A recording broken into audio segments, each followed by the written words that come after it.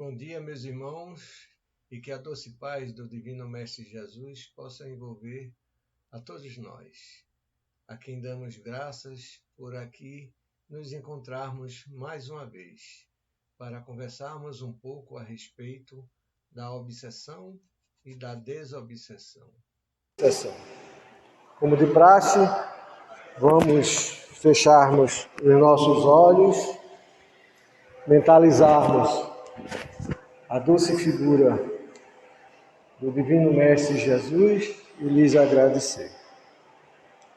Graças te damos, Senhor Jesus, por mais essa feliz oportunidade oferecida a todos nós. Ajuda-nos, amigo maior, no nosso propósito.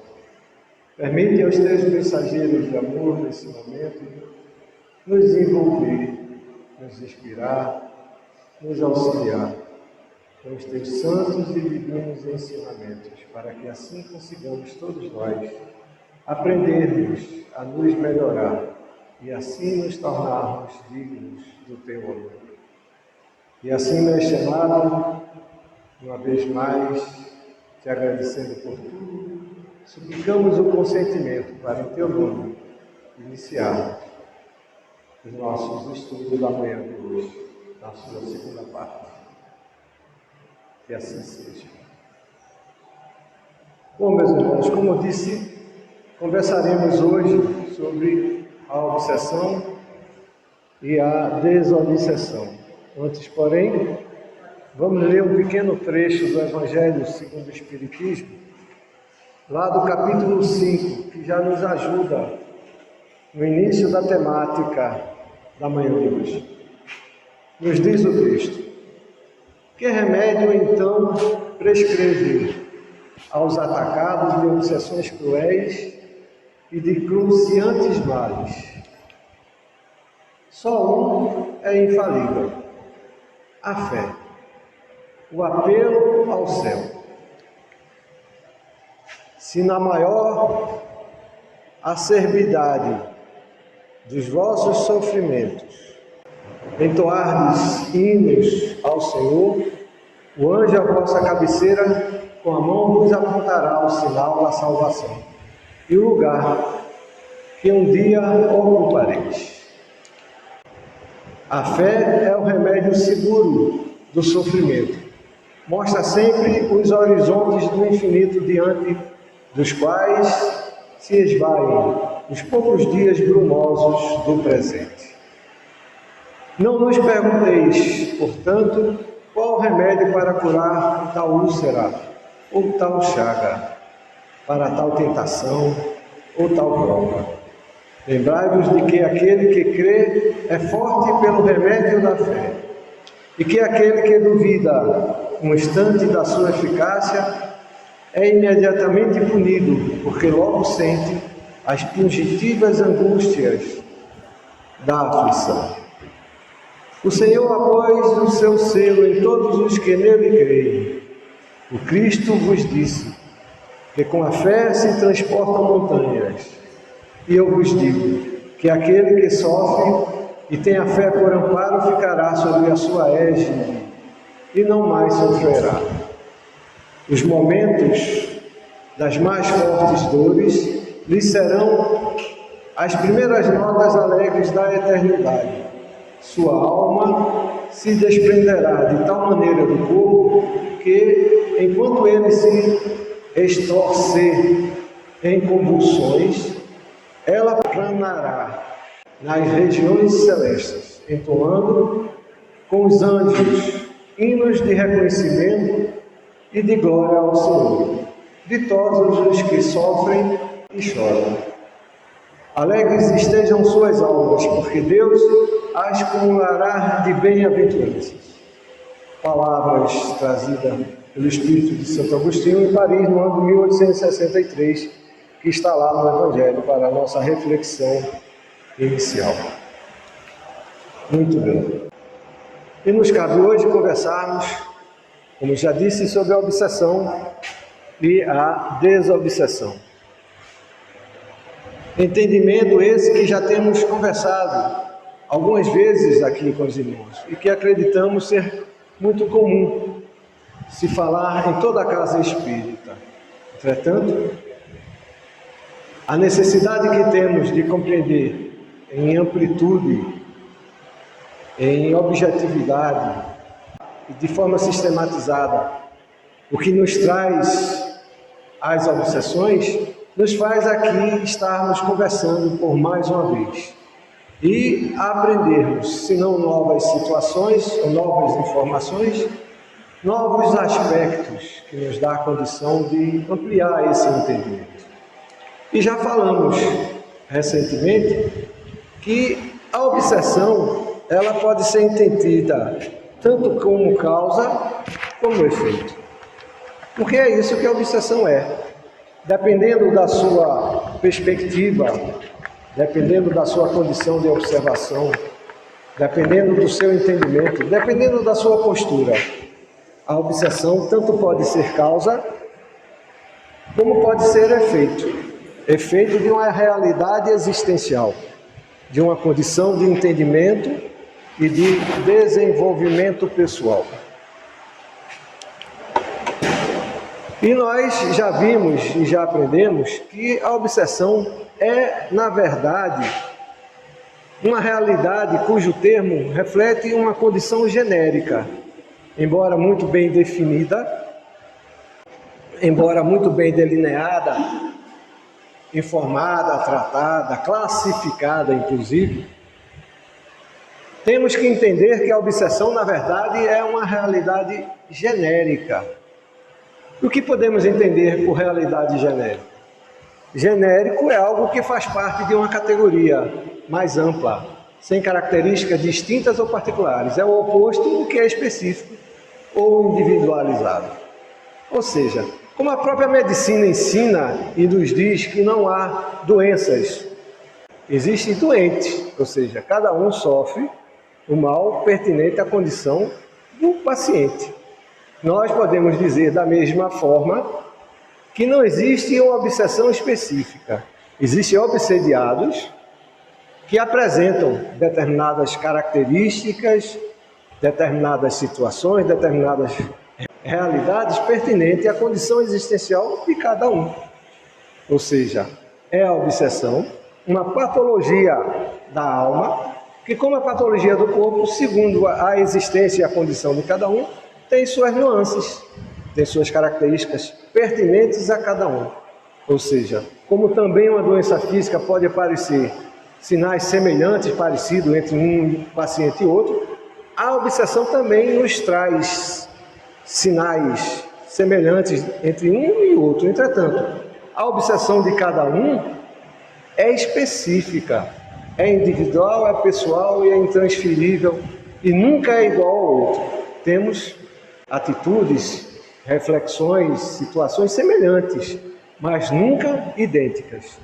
Cada um vive a sua realidade, até porque ela sofre, como dissemos, a condição e a influência pertinente a cada criatura.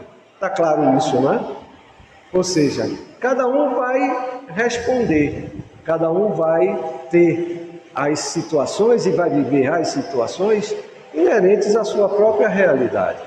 Não existe um remédio específico identificado para a doença ou patologia ou obsessão. Existem orientações, existem prescrições, informações que cada um pode e deve realizar, segundo as suas possibilidades, segundo a sua obstinação, segundo a sua condição de realização para tratar. E mais ainda, não é um remédio prescrito, onde você vai comprar ou adquirir ou em qualquer lugar. Ou você realiza, ou você proporciona a si próprio a condição do tratamento, ou ninguém vai conseguir lhe tratar. Nós aqui, no máximo, vamos aplicar um passe, que é a transfusão de energia, que lhe ajuda a aliviar as sensações do sofrimento que lhe proporciona a obsessão. Iremos proporcionar a condição da conversa e do auxílio psíquico aos irmãos espirituais que eventualmente nos persigam. Mas cada um, como o encarnado e o desencarnado, vai se ajudar para poder realizar, através do esclarecimento E é isso que, na verdade, temos condição de realizar, é o esclarecimento para que cada um possa se ajudar. Diante disso, cada um, segundo suas possibilidades, segundo a sua busca interior, é que vai proporcionar-se a sua melhoria pessoal e individual. E tudo isso se deve pelo simples fato, porque nós estamos voltados para o mundo material. Nós somos seres existenciais interagindo todo o tempo entre o mundo material e o mundo espiritual. Aliás, tendo muito mais como consequência o mundo material do mundo espiritual. Acreditamos ao mundo material mais importância, e não que esse não tenha importância. A questão é que damos a esse mais importância do que os valores espirituais. Nós estamos abraçados, literalmente, nossos pensamentos como que cristalizados numa faixa de onda de matéria. A espiritualidade já nos ensina, não existe um determinado ponto que separe, isso aqui é matéria, isso aqui é espírito. Seja ele na criatura humana, seja ele na existência material. Tudo que existe no plano material é fruto da criação espiritual, ou seja, é um reflexo da vida espiritual. Só que nós, a nossa percepção, o nosso entendimento é tão objetivo, é tão imediato, é tão voltado para o mundo em que habitamos, que acreditamos ao mundo material a condição de causa, quando esse, na verdade, não passa de efeito. E a própria ciência humana está aí buscando a todo tempo explicar a matéria pela matéria e não consegue. E cada vez mais que subdivide a matéria, mais subdivisão encontra, menos resposta encontra para a realidade existencial. Aliás, põe muito mais em perigo a condição existencial material do que encontra as respostas a que busca. Tudo isso devido à busca incessante das respostas, trazendo para uma dimensão menor, como nós buscamos as respostas para as nossas vidas, essencialmente nos acontecimentos materiais, ou seja, na vida material que experimentamos, seja em casa, seja no trabalho, seja na vida social, seja em que situação eventualmente possamos vivenciar. Buscamos as respostas e as consequências materiais, sem entender que tudo o que está nos rodeando interage incessantemente com o mundo espiritual. Não de forma essencialmente que podemos denominar de maneira mágica, muito pelo contrário. Tudo obedecendo leis muito bem definidas, muito claras. Nós é que estamos distante desse entendimento, dessa compreensão. Ou seja, por exemplo, os valores cristãos que nos foi trazido há mais de 2000 anos atrás, não o entendemos, compreendemos eles ou a esses como apenas sendo eles valores de uma religião assumida pela fé humana. E não compreende o próprio homem que a fé humana é um dos atributos existenciais do ser existente, e nós, na maioria das vezes, acreditamos a esse atributo a uma simples condição etérea, fugitiva, ou inacessível, ou incompreensível. E, na verdade, a fé bem estudada, a fé bem entendida, a fé bem trabalhada, a fé, sobretudo, esclarecida, essa que a doutrina dos Espíritos nos ensina, pode ser a maior arma de ajuda pessoal que a criatura possa ter. Cabe a nós buscá-la, entendê-la. Ou seja, estamos essencialmente nos alimentando das nossas sensações.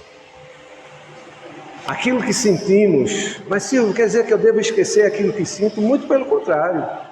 São as sensações um sinal, um chamamento, uma atenção que nos é despertada para compreendermos o momento que estamos experimentando. Só que essas sensações das quais nos alimentamos são traduzidas ou só são buscadas ou realimentadas ou compreendidas pela essência da vida material. Via de regra, taxamos de bom ou de mal. E nem sempre uma coisa é boa, nem sempre uma coisa é má. Via de regra, imaginamos ser os outros quando são as coisas más. E quando são as coisas boas, somos nós que sentimos. Não alcançamos, ou não compreendemos, ou não queremos ver que muitas das coisas más são proporcionadas e criadas por nós mesmos. Iniciadas, trabalhadas, buscadas, alimentadas, essenciadas, fustigadas, objetivamente, realizadas e consequentes das nossas atitudes. Ou seja, estamos como que cegos, abraçados numa faixa de onda de matéria, sem entender que a matéria é fluido consequente, mas se está aqui, é sólido. Eu pego, eu sinto, eu só acredito naquilo que eu vejo, naquilo que eu posso perceber e sentir de forma tangível. E aí a própria ciência humana já foi ver que o átomo é criado muito mais por espaços entre os seus componentes, espaços grandes, muito maiores do que os seus próprios propostos individuais. E o que nós percebemos nada mais é do que as energias produzidas por esses elementos. De difícil compreensão, mas de fácil entendimento desde que buscado. Se formos aprofundarmos, vamos entender que a matéria, e isso já foi tornado público, é na essência energia. E que tudo que existe é energia. Entretanto, nós ainda estamos abraçados com os efeitos dessa energia, ou seja, a materialidade. As nossas sensações, que deveriam ser as sinalizações para os caminhos e atitudes que precisamos tomar nas nossas vidas, nada mais serve para nos alimentar daquilo que entendemos por bom ou por mal. E assim desperdiçando grandes oportunidades, rejeitando uma realidade que é intangível, mas que é tão presente como a nossa própria existência. Rejeitando uma realidade que é intangível, mas que interage a cada instante, a cada momento de consciência e percepção das nossas vidas, mas que nós não compreendemos. Por quê? Porque estamos voltados e dando mais valor à vida material do que à vida espiritual. E é essa última que precisamos ir buscar. E aí não dominamos sequer as nossas preces. Muitos de nós sequer conseguem entender o que é uma prece,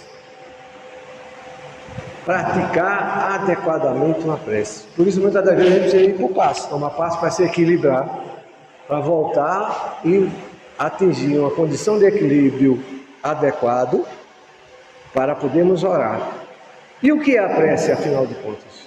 Nada mais, nada menos do que a sintonia que você tem, ou que você pode realizar, com os espíritos protetores, com Deus, com Jesus, ou a quem você possa acreditar, uma condição de equilíbrio, ou a forma que você possa criar para si, de equilíbrio e de harmonia. E por estarmos abraçados numa faixa de onda de matéria, numa sintonia materializante, as nossas sensações nos é traduzida muito mais como formas de desequilíbrio, que quando buscamos o equilíbrio através de uma prece, não conseguimos realizar, simplesmente porque estamos nos alimentando das sensações. Sensações essas voltadas essencialmente para a materialidade, que vibra numa condição inferior. A prece exige que você vibre numa condição melhor, mais sublime, mais elevada, com objetivo, com propósito de melhoria, de alcance de seres superiores. A materialidade só nos vai dar a condição do exercício existencial que estamos momentaneamente presentes para deles tirarmos o efeito necessário para o exercício moral e intelectual. O que quero dizer com isso? Que a vida material, as sensações materiais têm a sua importância, têm o seu lugar, têm o seu espaço. Precisam ser trabalhadas, entendidas, compreendidas e vividas adequadamente. Entretanto, não devemos e não podemos dar a essas mais importância do que as sensações que eventualmente possam nos conduzir à vida espiritual. Por exemplo, os valores crísticos, que há 2000 anos nos é dito que Jesus é o caminho, a verdade e a vida, e nós não compreendemos. Às vezes até aceitamos porque não encontramos respostas. Viemos até a casa espírita porque não se encontrou tratamento em lugar nenhum. Médico nenhum mais consegue tratar a minha doença. Psiquiatra nenhum consegue mais me ajudar. Psicólogo nenhum consegue mais me aconselhar. Eu não encontro respostas. Já fui para terreiro de Umbanda, já fui para Candomblé, já fui para a igreja católica, já fui para a igreja protestante e não encontro resposta em lugar nenhum. Só falta o centro espírita, vou para lá. Só que eu continuo vindo para cá, vibrando na mesma sintonia que o mundo externo me propõe. E aqui, muitas das vezes, necessita do passe, necessita da desobsessão, necessita da informação. Informação essa, muitas das vezes, não aceita, não compreendida, não entendida, esperando que o centro espírita resolva o problema de cada um. E centro espírita, vos digo, meus irmãos, com toda a franqueza, não resolve o problema de ninguém. Ele ajuda, ele orienta, ele informa, ele prepara, para que você, até para que a sua conquista seja meritória, e esse é o propósito da divindade, merecermos aquilo que conquistamos, seja validado. As orientações e as percepções traduzidas pela orientação dos Espíritos, nos serve como guia, como Jesus, como modelo. Mas nós teremos que fazer a nossa parte, ou ninguém fará. Porque se não fosse assim, os Espíritos superiores poderiam vir aqui e resolver o problema de todo mundo. E fatalmente o que iria acontecer? Logo mais na frente voltaríamos a incorrer nos mesmos erros. Estaríamos vivendo as mesmas problemáticas, porque não aprendemos a lição, não entendemos as razões e os porquês que fazem de nós experimentar a condição que estamos existenciando presentemente. Ou seja, existe uma lição que cada um precisa, segundo as suas possibilidades, buscar entender. Mas, Silvio, tudo isso é muito complicado, tudo isso é muito difícil. Olha essa lei de causa e efeito, ração e reação. Pense num negócio complicado. Mas não é não. A codificação espírita, ela é muito simples, muito fácil de se entender. Pessoalmente já conheci semi-analfabetos que compreendem às vezes muito mais do que nós mesmos, que já aprenderam, que já se modificaram, que já se dedicaram à condição da realização da sua prática, que resolveram todas as suas questões obsessivas e de saúde. Enquanto grandes doutores, presentes dentro das casas espíritas, não estamos falando dos que estão fora da casa espírita, não, estamos falando dos médicos que são, se dito, espíritas, não todos, mas muitos, que ainda não compreenderam, que dizem firmemente, seguramente, é preciso tratar a necessidade espiritual, mas o tratamento médico precisa ser tratado. Mas o Espiritismo ensina isso também, diz. Mas diz também esses médicos que o tratamento espiritual sempre é complementar. Mas se isso não é verdade, eu vos lhe pergunto, se a matéria é efeito, o espírito ou a vida espiritual é a causa, o que é que se torna complementar? A vida material ou a vida espiritual? Porque o mundo espiritual existe independente da matéria. O mundo espiritual, para existir, não precisa da matéria. Essa, por sua vez, sem o mundo espiritual, não existiria. O que seria complementar, então, um ao outro? O tratamento material ou o tratamento espiritual? E não estamos acreditando aqui menos importância ao tratamento médico, pelo amor de Deus, não é isso. Queremos tratar de um assunto de extrema importância, para que todos nós precisamos e devamos compreender. Nós, por estarmos em consciência de percepção mais próximo da matéria, precisamos tratar da matéria, precisamos dar a devida atenção, como tudo o que existe na vida material. Mas sem o devido entendimento, sem a devida busca, sem a devida compreensão da vida espiritual, esse ficará sempre capenga. Estaremos tratando sempre dos efeitos, nunca da causa. E quem trata só dos efeitos, trata só e somente só dos efeitos, porque as causas permanecem e os problemas voltam a acontecer.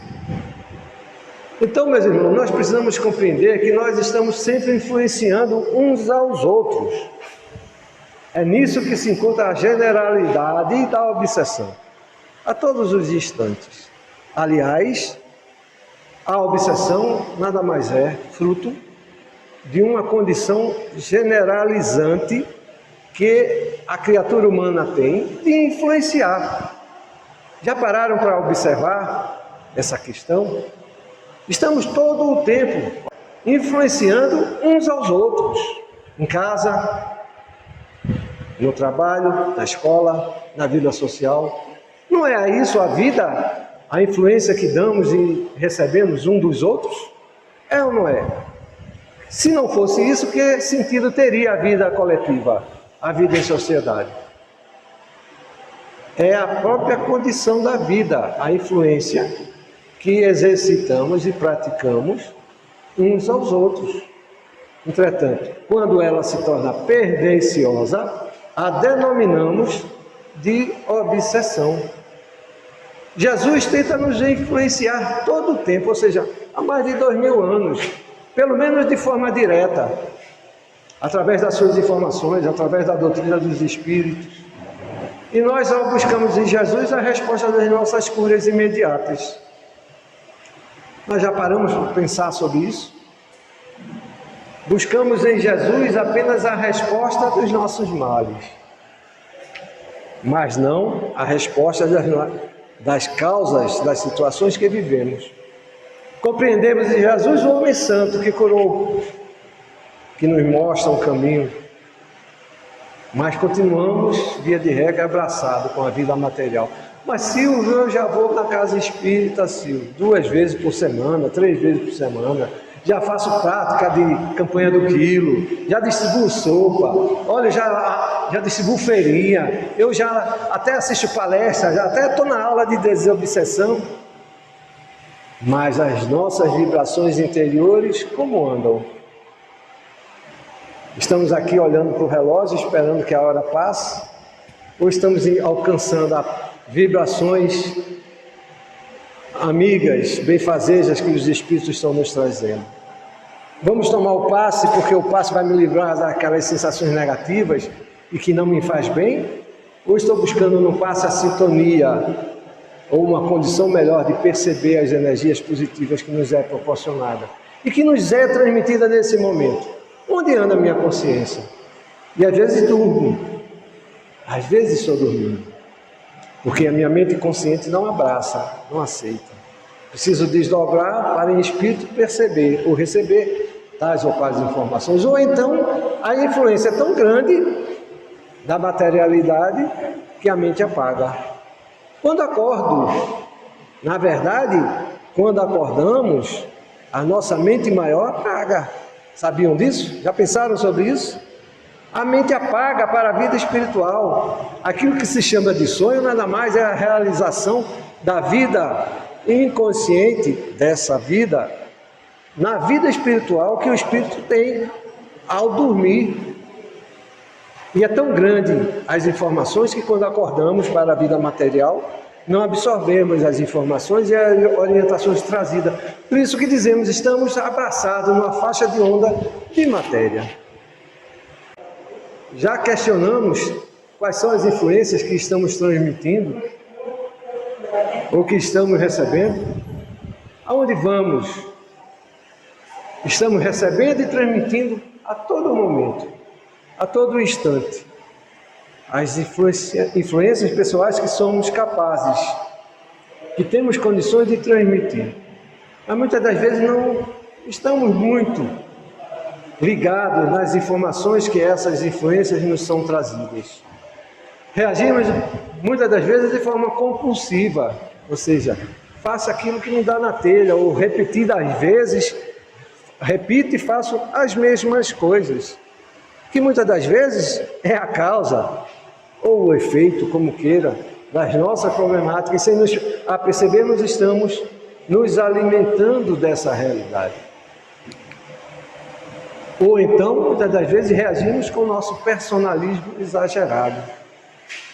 Na vida profissional, quando ocupamos já algum cargo de destaque, na vida social, se já minha pessoa já é valorizada, já me torno um tanto quanto destacado e diferenciado, portanto me sinto melhor do que os outros, quando na realidade somos todos iguais.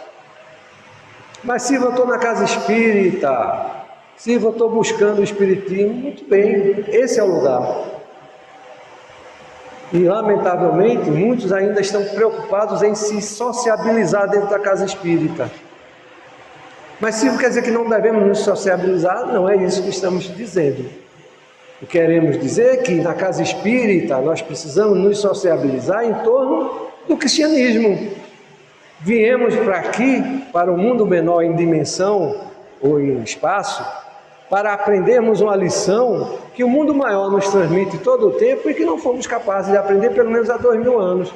Para que desse mundo menor levemos para a nossa vida maior, ou a vida terrena, que de maior não tem nada, mas pelo menos em espaço físico, ela é maior do que a que vivemos aqui, o que aprendemos aqui, mas muitos querem trazer para aqui a receita que deu errado lá fora. E quer sociabilizar dentro do centro espírita aquilo que lhe tornou sociavelmente instável. Ele deu a problemática lá fora. Quando aqui viemos aprender uma lição, aprendemos uma lição de verdadeira sociabilidade, de entendimento, de respeito. Muitos pensam que isso é excludente, mas excludente é aquilo que se vive lá fora. Aqui ela é inclusiva por natureza. A todos é dado as mesmas oportunidades de informações e de orientações. A todos são dados a mesma receita, indistintamente. Porém, nem todos querem aprender, querem pôr em prática aquilo que são, aquilo que fazem, aquilo que estão conquistando lá fora, sem perceber que é o mal que está ali afligindo lá fora. E daí, muitas das vezes, nos comportamos de forma inconformada. Os espíritos superiores não me ajudam. Eu venho, tomo passo na mesa, assisto palestra, mas meu obsessor não me larga. Ele fica lá no portão me esperando, só eu sair. E quando eu saio do portão, ele se abraça de novo comigo. Mas ele só se abraça com você ou conosco se nós assim o permitirmos. Se nós continuarmos vibrando na mesma condição vibratória material, social, que alimentamos e que é a nossa problemática lá fora. E que, via de regra, trazemos não só dessa vida, mas de outras vidas. E que não queremos entender. Valores esses que estão fadados ao insucesso. Quer dizer que vai acabar tudo, Silvio? Não, não vai acabar tudo não. Mas nós vamos deixá-lo. E só vamos levar daqui aquilo que aprendermos. De bem ou de mal. Não é que a vida material vai se acabar, não. Não é isso, pelo contrário. O nosso plano está evoluindo. Graças a Deus. Mas sem a nossa participação, não vamos a lugar nenhum. E é isso que nós precisamos entender sobre as obsessões. O trabalho da obsessão, ele é individual, pessoal e intransferível.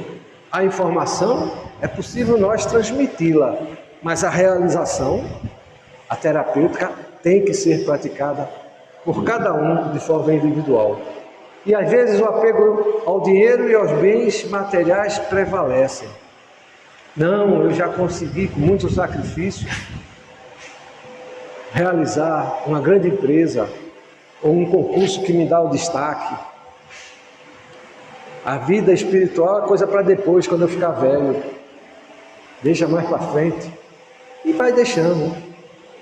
E não se dar conta que aquela energia que ele tem para realizar tais empreendimentos é a energia que ele tem para desenvolver a si próprio, não só materialmente e espiritualmente, mas dedica essencialmente ao desenvolvimento material. Por quê?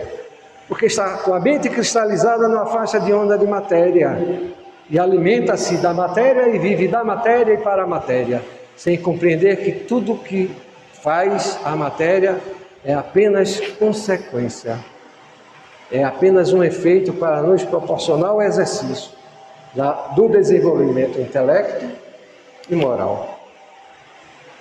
Nos falta muitas das vezes nobres ideais. Não, eu vou à casa espírita porque eu quero me tratar, eu quero modificar. Isso seria um nobre ideal? Com certeza. A consciência da mudança pessoal ou da necessidade dessa mudança é o primeiro passo que podemos e devemos dar, que temos que dar para podermos realizar qualquer mudança. Não se pode realizar uma mudança de vida ou uma mudança na vida fazendo-se as mesmas coisas. E é essa consciência que nos dá a condição. Só que os nossos ideais do passado estão voltados essencialmente para a conquista da vida material. A vida espiritual vem como uma coisa distante, inalcançável, um sonho muitas das vezes, incompreensível. Tenho dificuldade de ler o Evangelho, de ler o Livro dos Espíritos, não me entra. Por quê? Porque as nossas mentes estão habituadas a vibrar naquela sintonia de materialidade, de objetividade, de conquista material, de realização pessoal, individual. A coletividade é a consequência. E muitas das vezes entendemos que essa tem que servir a nós, através do personalismo excessivo. A ausência da fraternidade. Não, ele está sofrendo porque mereceu.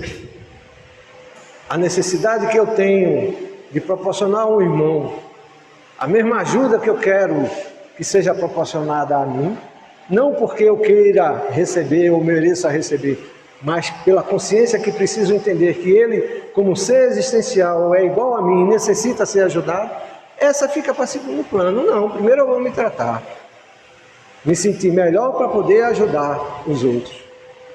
E não entende, e muitas das vezes precisa enxugar suas lágrimas, que é fruto de um próprio aprendizado que precisa exercitar atrás dela, para exercitar e praticar a caridade, que nessa prática estará realizando e alcançando o verdadeiro aprendizado, a verdadeira conquista da realização pessoal que necessita realizar, e que para muitos é mero detalhe, é mera retórica de religião, que o único propósito é só informar e conquistar seguidores. Triste engano.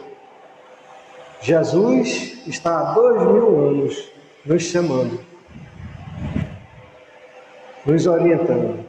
E o que pediu de nós? Como viveu?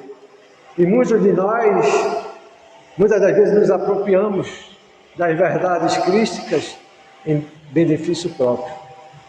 E não foi isso que Jesus nos ensinou. Falta-nos a compreensão efetiva dessa realidade. É preciso compreender que a obsessão nunca é praticada senão pelos espíritos inferiores que procuram dominar. Ou seja, eles nos atingem porque são inferiores? Será que é só por isso? É praticada sim, senão por espíritos inferiores. Porque os espíritos superiores estão sempre buscando ajudar. Mas esses só conseguem por quê? Porque encontram em nós, mais uma vez, repetimos, a condição propícia e adequada. Os bons espíritos nenhum constrangimento infligem aconselham, combatem a influência dos maus, e se não os ouvem, retiram-se. Está lá no Livro dos Médios, parte 2, capítulo 23, item 237. Ou seja, o Espírito Superior está junto de nós, aqui nesse momento, nos inspirando, nos intuindo, nos ajudando. Não só através da doutrina, mas através das vibrações, não só através do passe, mas das energias que nos mandam incessantemente. Quando eles percebem que nós estamos querendo apenas a cura imediata, e não damos atenção à ajuda efetiva, a ajuda que vai nos dar a condição maior da nossa cura espiritual, porque eles esperam de nós e destinam a nós a verdadeira cura, a cura maior do ser como um todo, e não do braço, ou do dedo, ou da perna, ou da obsessão imediata, mas das causas que nos proporcionaram isso. Eles se retiram. E os obsessores não, são persistentes. Mesmo quando não damos ouvido, eles ficam só aguardando a oportunidade. Estamos na casa espírita, mas muitos deles estão esperando só que nós saiamos e demos o primeiro tropeço para vibrar negativamente e de nós se abraçarem. E nós nos questionamos sobre isso. Só para concluir, quem são os espíritos inferiores?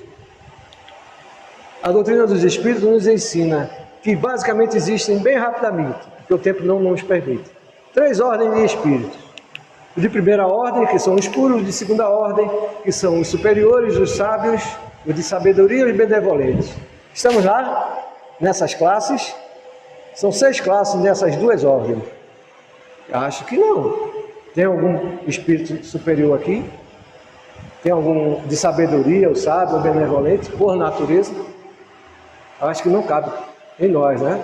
Mas existe uma 3ª ordem, que são os espíritos batedores e perturbadores, os neutros, os pseudo-sábios, os levianos e os impuros.